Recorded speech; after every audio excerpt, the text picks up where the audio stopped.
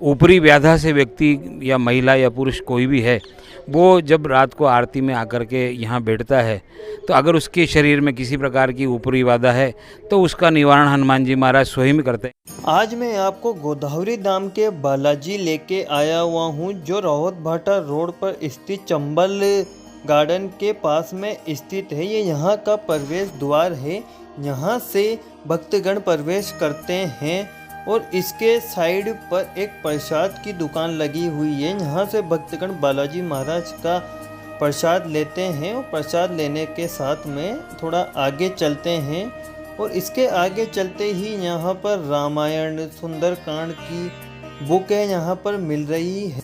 इसी के साथ थोड़ा और आगे चलते हैं तो यहाँ पर हमें एक गौशाला है, जो यहाँ पर 100 से 150 गायें हैं। यहाँ पर गायों की सेवा की जाती है और जो भी भक्तगण आता है यहाँ पर चारा डालता है।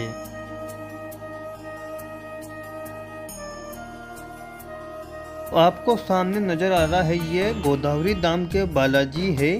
इसके सामने संकट बटू के भैरू जी है और इसके जस्ट साइड पे पर हनुमान जी के रक्षक बंदर की प्रतिमा बनी हुई है। आज हम राजस्थान के कोटा शहर के गोदावरी धाम के बालाजी में पहुंच चुके हैं। इस संकट मोचन हनुमान के मंदिर में प्रवेश द्वार पर यह मंदिर कोटा में चंबल नदी के किनारे पर स्थित है, जो रावत भाटा रोड पर है, जो मंदिर में दर्शन करने के 4 चांद लगा देता है। यहाँ पर बजरंगबली रुद्र रूप की पूजा की जाती है। कहा जाता है मंदिर चंबल नदी के निकास मार्ग में स्थित है, जहाँ हनुमान जी के साथ गणेश जी की भी प्रतिमा स्थापित है। में इस मंदिर की छतरी व 4 खंभे ध्वस्त हो गए थे, लेकिन प्राचीन काल से ही दोनों मूर्ति विराजमान रही और बाबा गोपीनाथ जी भार्गव ने दोनों प्रतिमाओं को ऊंचे स्थान पर स्थापित किया। मैं हनुमान जी के ठीक सामने भगवान राम के साथ लक्ष्मण और राम सीता का मंदिर भी है। क्या गोदावरी धाम इस शहर का अति प्राचीन स्थान है। इस स्थान की स्थापना यहाँ पर जो संत रहा करते थे, उन्होंने जब ये चंबल का पानी नीचे था उस वक्त की होगी, और जब चंबल का बांध बना और इसका पानी ऊपर आया। हनुमान जी के ठीक सामने भगवान राम के साथ लक्ष्मण और राम सीता का भी मंदिर स्थित है। बजरंगबली के ठीक पास में बाबा गोपीनाथ जी का भी मंदिर है और इनकी समाधि बनी हुई है।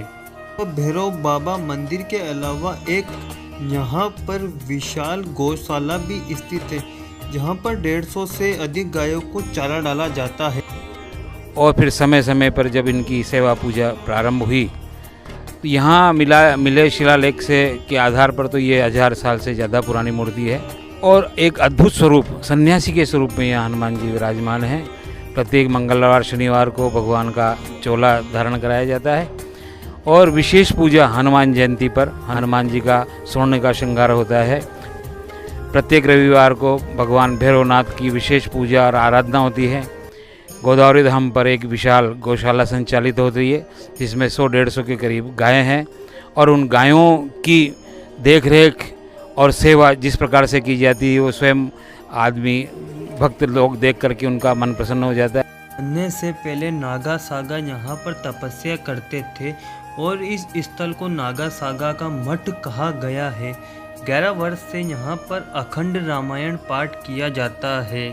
यहाँ रात्रि में सुंदरकांड के साथ हनुमान जी की भी सेवा अर्चना की जाती है और मध्य रात्रि में 12 बजे होने वाली महाआरती का यहाँ पर विशेष महत्व है। कहते हैं कि इस महाआरती में रुकने से जिस व्यक्ति के शरीर में भूत प्रेत बुरी आत्मा का साया होता है, वह हमेशा के लिए उस व्यक्ति से दूर चली जाती है। महाआरती में जो भी भक्तगण महाआरती के दर्शन करता है, उसके हमेशा के लिए संकट दूर हो। ऊपरी व्याधा से व्यक्ति या महिला या पुरुष कोई भी है, वो जब रात को आरती में आकर के यहाँ बैठता है तो अगर उसके शरीर में किसी प्रकार की ऊपरी बाधा है तो उसका निवारण हनुमान जी महाराज स्वयं करते हैं। यहाँ किसी प्रकार के कोई अर्जी लगाने की आवश्यकता नहीं होती। वह शनिवार को सैकड़ों भक्त इस महाआरती में आते हैं। और इस संकट मोचन हनुमान मंदिर की महिमा निराली है। यहाँ पर हर भक्त की मनोकामना पूर्ण होती है और इस मंदिर में सभी पंडित 12 महीने में स्नान करके ही धोती की वेशभूषा में पूजा करते हैं, जो यहाँ का विधि विधान का एक सबसे महत्वपूर्ण। यहाँ जो सेवादार हैं वो सभी सेवा भावना से आते हैं और विशेष रूप से जब भी वो मंदिर में प्रवेश करते हैं तो वो 12 महीने इनकी एक अंगूछार एक लंगोटी रहती है, चाहे सर्दी हो या गर्मी हो। की पूर्णिमा को दूर दूर से भक्तगण हनुमान जयंती के अवसर पर दर्शन के लिए आते हैं, क्योंकि इस दिन गोदावरी धाम के बालाजी का स्वर्ण श्रृंगार होता है। वह हनुमान जयंती के दिन यहाँ पे हाड़ौती क्षेत्र से लाखों भक्त आते हैं और बाबा की बहुत भव्य आरती होती है। लाखों भक्तों की आस्था का केंद्र गोदावरी धाम है और यहाँ पर कोटा, बूंदी, बारा, झालावाड़, इसके अतिरिक्त पूरे राजस्थान एवं पूरे भारत से भी यहाँ लोग आते हैं। आज हमने आपको गोदावरी धाम के बालाजी के इतिहास के बारे में संपूर्ण जानकारी दी और हमारे द्वारा दी गई आपको जानकारी कैसी लगी हमें कमेंट में बताएं और इसी तरह के वीडियो आगे देखते रहने के लिए हमारे चैनल को सब्सक्राइब करें और कमेंट में ज़रूर बताएं आपको कैसा लगा हमारा।